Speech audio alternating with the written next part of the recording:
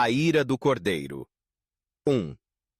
Qual será a reação dos perdidos ao ver os eventos dos últimos dias se desenrolando de repente? AP 6:12-17. Os perdidos não perguntarão: o que é isso? Ou quem está por trás disso? Eles parecem saber o que está acontecendo. Eles se referem a Jesus como o Cordeiro, mostrando que conheciam pelo menos um pouco a história de Cristo. Eles também parecem cientes de que chegou o grande dia da ira deles, e que estão em uma situação sem esperança. Quem poderá subsistir? Apês 6:17.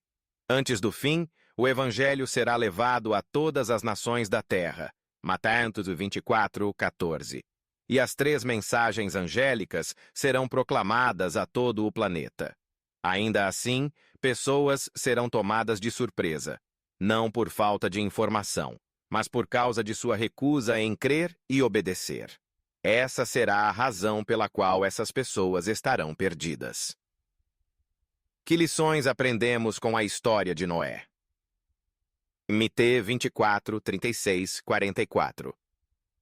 Jesus apontou para o dilúvio, a fim de nos advertir de que sua segunda vinda será uma surpresa para muitos.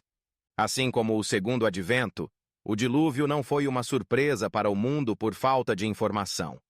Noé pregou por 120 anos para um mundo que se recusou a crer. O profeta anunciou o que ocorreria, mas as pessoas simplesmente não creram.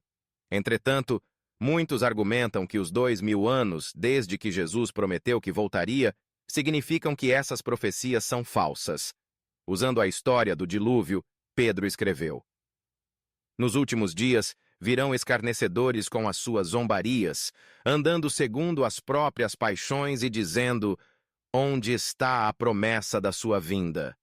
Porque desde que os pais morreram, todas as coisas permanecem como desde o princípio da criação. 2 Pedro 3:4. A cada ano que passa, essa realidade só aumentará. O evangelismo de Noé. Muitos não estarão preparados para o retorno de Cristo porque, de propósito, esquecem o que aconteceu no dilúvio. 2 P 3:5. O mundo possui uma memória coletiva de um grande dilúvio. Um número surpreendente de culturas conta a história de um dilúvio devastador, dos antigos gregos aos maias. Apesar disso, a história de Noé hoje talvez seja um dos relatos bíblicos mais ridicularizados. Como previsto, o mundo está deixando essa história de lado como um mito, ainda que ela tenha sido apresentada de modo claro e explícito no AT e no NT.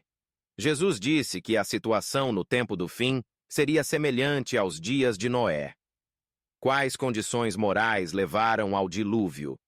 Quais paralelos existem entre esses dois momentos da história? 1:8. Mateus 24:37-39. Há outra lição importante para o povo remanescente dos últimos dias. Noé construiu uma arca para a salvação de sua família. Assim, ele condenou o mundo e se tornou herdeiro da justiça que vem da fé. Hebreus 11:7.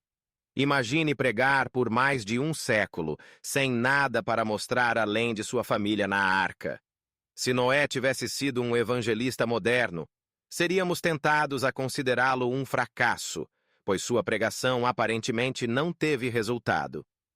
Felizmente, muitas partes do mundo são receptivas às 3 mensagens angélicas. A pregação da mensagem do remanescente está se mostrando eficaz, e muitos estão conhecendo o Senhor. Não chegamos ao ponto de não haver resultados, embora saibamos que chegará o momento em que se encerrará o tempo da graça, fechando-se a porta da misericórdia. As que estavam preparadas entraram com ele para as bodas, e fechou-se a porta. Mateus 25:10 ARC. Essa breve sentença nos conduz pelo ministério final do Salvador, ao tempo em que se completará a grande obra para a salvação dos seres humanos. A história de Sodoma e Gomorra. Ao descrever os eventos dos últimos dias, Pedro se refere a uma história fundamental do AT, a destruição de Sodoma e Gomorra. Essas cidades da planície ficaram famosas por sua maldade e se tornaram o primeiro exemplo de centros populacionais destruídos pelo fogo do céu. Quais condições morais levaram à destruição dessas cidades e quais paralelos existem com nossos dias? 2 Pí 4:11, Jodad 5:8, Es 16:46-50. A advertência apresentada às pessoas dos últimos dias, por meio do relato de Sodoma e Gomorra, é clara. Um dia, os ímpios serão destruídos. Ap 20. O pecado é enganoso, pois nos cega para o real estado de nosso coração, escondendo nossas transgressões sob uma camada de autojustificação, enquanto somos rápidos em reconhecer os pecados dos outros. No mesmo capítulo em que Deus falou sobre quanto amor derramou sobre sua nação, ele a advertiu de que, embora não tenha cometido os mesmos pecados,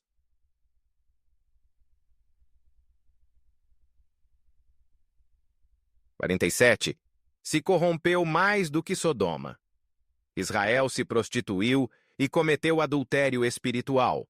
Esdras 16:41. Imagine a surpresa do povo ao ouvir que era mais corrupto do que cidades famosas por seus pecados. Isso não é novidade, não apenas com o antigo Israel, mas com toda a humanidade. Paulo apresentou uma longa lista de pecados humanos que poderia ter sido escrita com base nos jornais de hoje. Romanos 1:18-32. Essa descrição da condição dos gentios não tinha a intenção de criar sentimentos de superioridade entre os judeus, mas levar o povo de Deus a entender a gravidade de seus pecados. Natã fez a mesma coisa quando contou a Davi a história de um homem rico que havia roubado a cordeirinha de um homem pobre. Com essa história, o furor de Davi se acendeu. 3 12:5, porque a injustiça parecia evidente.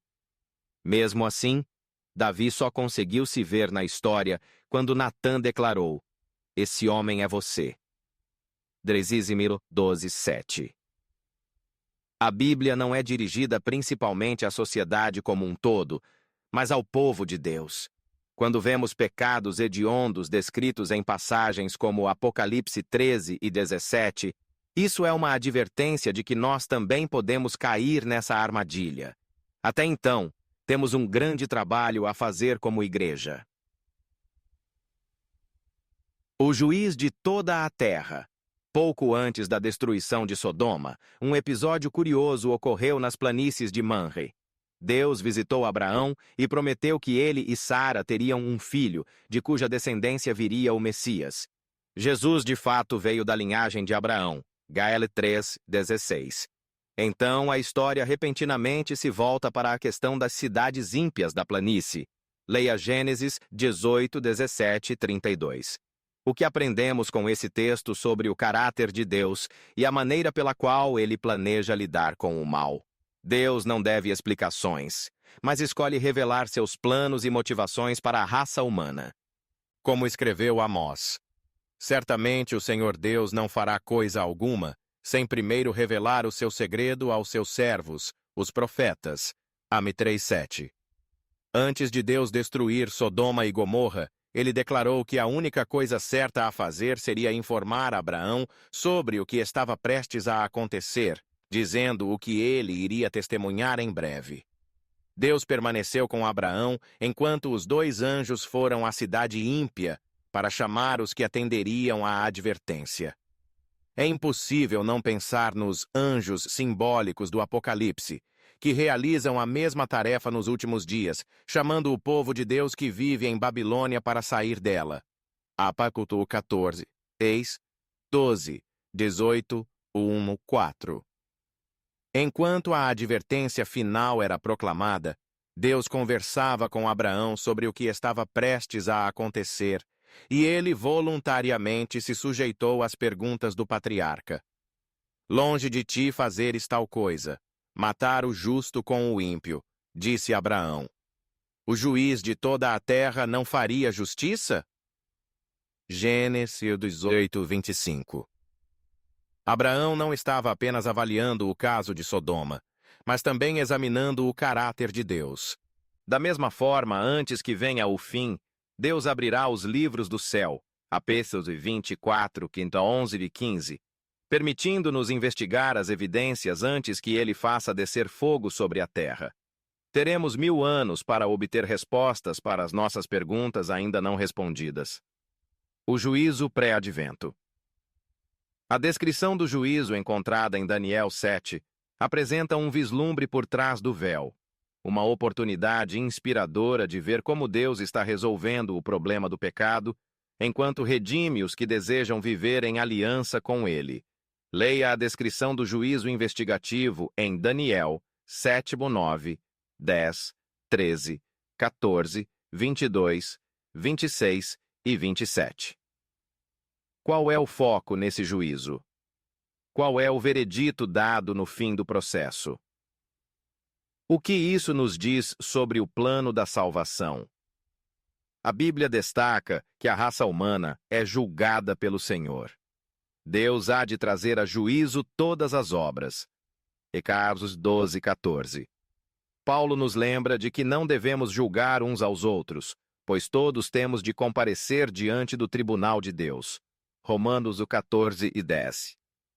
Deus não precisa de registros para saber quem está salvo ou perdido, mas as criaturas têm perguntas, inclusive os anjos, que têm examinado o plano da salvação ao longo do tempo. Psi 1:12.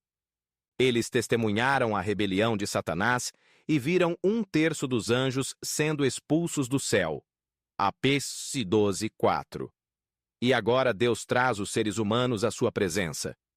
Ele abre os livros e permite que seu povo veja tudo.